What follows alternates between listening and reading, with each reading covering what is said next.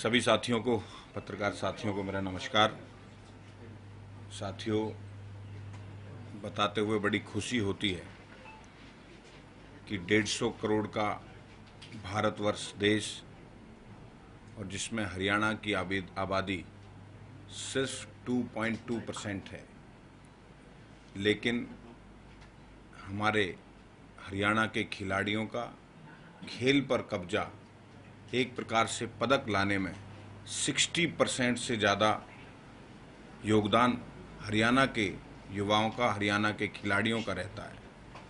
मैं पिछले 17 साल में हुए 5 ओलंपिक की बात करूं तो कोई ऐसा ओलंपिक नहीं जिसमें हरियाणा के खिलाड़ियों ने मेडल ना लिए हों।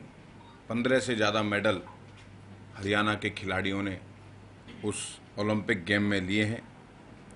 साथियों, इस खेल के प्रदर्शन के लिए खिलाड़ियों की मेहनत, खिलाड़ियों का उत्साह, खिलाड़ियों की ऊर्जा, और मैं ऐसा मानता हूं कि अब नायब सिंह सैनी सरकार की खिलाड़ियों को प्रतिभा निखारने के लिए अच्छे कोच, अच्छा इंफ्रास्ट्रक्चर और बेहतरीन खेल नीति, चाहे उसमें प्रोत्साहन की राशि हो, चाहे वो नौकरियों का कोई विषय हो। साथियों, खिलाड़ियों के प्रोत्साहन के लिए, प्रतिभा को निखारने के लिए हरियाणा सरकार माननीय मुख्यमंत्री नायब सिंह सैनी जी के नेतृत्व में 18 से ज़्यादा अलग अलग जो खेल विभाग का कैलेंडर होता है, 18 से ज़्यादा अलग अलग आयोजन करती है। आज इस प्रेस में जानकारी देने के लिए अपने साथियों को, आपको भी, आपके चैनल के माध्यम से, कि इस प्रेस कॉन्फ्रेंस का उद्देश्य हरियाणा में हो रहे खेल महाकुंभ, जिसकी जानकारी हरियाणा प्रदेश के हर युवा तक पहुँचे, हरियाणा प्रदेश के हर खिलाड़ी तक पहुँचे, उसकी नियमित जानकारी आपको देने के लिए आपके चैनल के माध्यम से कि हरियाणा प्रदेश में वो गेम कहाँ कहाँ पर हो रहे हैं, उसको लेकर इस प्रेस के साथियों को आज बुलाया था। साथियों, खेल महाकुंभ 2 चरण में होगा, जिसकी शुरुआत 2 अगस्त मतलब परसों से 4 तक चलेगी। इसमें कुल खिलाड़ी 15,410 के करीब इसमें हिस्सा लेंगे। 26 खेल इस खेल महाकुंभ में शामिल हैं। कुल इसमें पदक 2102 पदक इसमें दिए जाएंगे और इसमें सभी राज्यों, सभी जिलों की भागीदारी रहेगी। 22 के 22 जिले और हरियाणा की खेल यूनिवर्सिटी राई इसमें इन्वॉल्व है। इसका पहला चरण हमने जिलेवार जहाँ जहाँ पर ये गेम होने, पंचकुला में एथलेटिक्स, बैडमिंटन, बास्केटबॉल, हैंडबॉल और हॉकी, ये पंचकुला के खेल स्टेडियम में होंगे। फरीदाबाद में शूटिंग और ताई कमांडो का इस खेल महाकुंभ के माध्यम से गेम होगा। रोहतक में बॉक्सिंग, नेटबॉल और फुटबॉल। सोनीपत में लॉन टेनिस। ये इस प्रकार से पहले चरण में इन खेल को रखा गया है। और साथियों, मैं ऐसा मानता हूं कि ये खेल महाकुंभ किसी भी राष्ट्रीय स्तर के खेल कुंभ के बराबर है कि राष्ट्रीय यूथ खेलो इंडिया में 8,000 के करीब खिलाड़ी हिस्सा लेते हैं, लेकिन इस खेल महाकुंभ में 15,000 से ज़्यादा खिलाड़ी इसमें हिस्सा ले रहे हैं। इस खेल महाकुंभ में खिलाड़ियों की चयन प्रक्रिया जिला स्तर पर शुरू कर दी गई थी और अब जिस प्रकार की शिकायतें पहले आती थी कि किट और खेल के रहने की सुविधा या खाने की सुविधा, इस बार मैंने खुद निर्देश जारी करे हैं और किसी भी प्रकार के अधिकारियों को आदेश दिए हैं कि किसी भी प्रकार से कोई समस्या हमारे खिलाड़ियों को नहीं आनी चाहिए और हर हेडक्वार्टर स्तर पर हमने एक कमेटी गठित की गई जिसकी अध्यक्षता एक एडिशनल डायरेक्टर, इसकी कोऑर्डिनेशन कमेटी होगी। कोई भी दिक्कत अगर किसी खिलाड़ी को हो तो अपनी कोऑर्डिनेशन कमेटी को जाके वहाँ बता सकता है। किसी भी प्रकार की असुविधा खिलाड़ियों को नहीं आने दी जाएगी।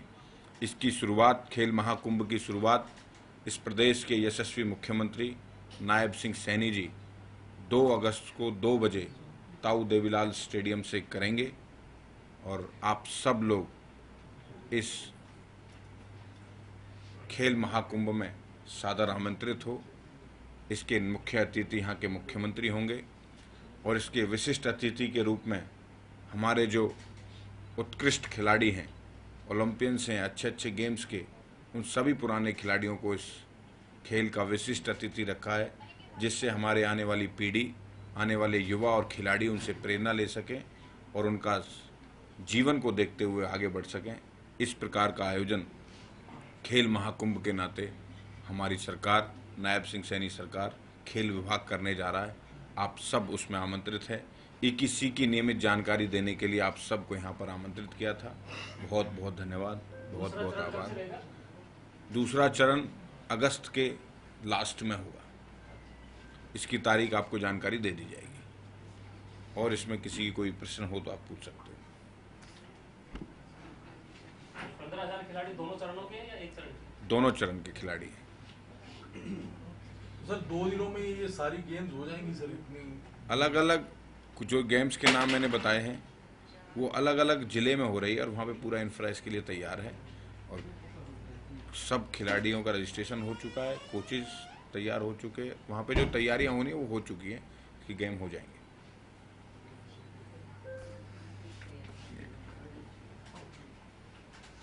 Thank you. ये लगातार जो बारिश हो रही है इसमें कई जगह जैसे जल भराव हो रहा है, तो उसके लिए कोई व्यवस्था की गई है? नहीं, बारिश तो होती है, जल बरसेगा तो जल भराव थोड़ा बहुत तो कहीं ना कहीं होगा, लेकिन उसकी व्यवस्था कर ली जाएगी, तुरंत निकल जाए, क्योंकि पानी आता है तो पानी तो आएगा ही, बारिश तो होगी ही, लेकिन तुरंत जल भराव की अगर कोई वैसी होती है असुविधा तो उसके लिए जल्दी निकालने का तुरंत प्रभाव करेंगे, काम करेंगे। मंत्री जी, ये जो कलेक्टर रेट बढ़ा रही है सरकार, साल में 2 बार, दूसरी बार बढ़ा रही है और अब की बार 5% से लेकर के 50% तक कलेक्टर रेट बढ़ा रहे हैं, कैसे देखते हैं? समय समय पर कुछ चीज़ें परिवर्तित होती रहनी चाहिए। ये प्रदेश के विकास के लिए मुझे लगता है कुछ चीज़ें ज़रूरी होती हैं, वो सरकार का समय समय पर करती रहती है। सर, खेल से जुड़ा एक सवाल है, क्रिकेट से जुड़ा हुआ। एशिया कप के तहत भारत और पाकिस्तान का मैच 14 सितंबर को होने जा रहा है। संसद में भी आवाज उठी है कि पाकिस्तान के साथ खेल नहीं होना चाहिए। आपकी व्यक्तिगत राय क्या है सर?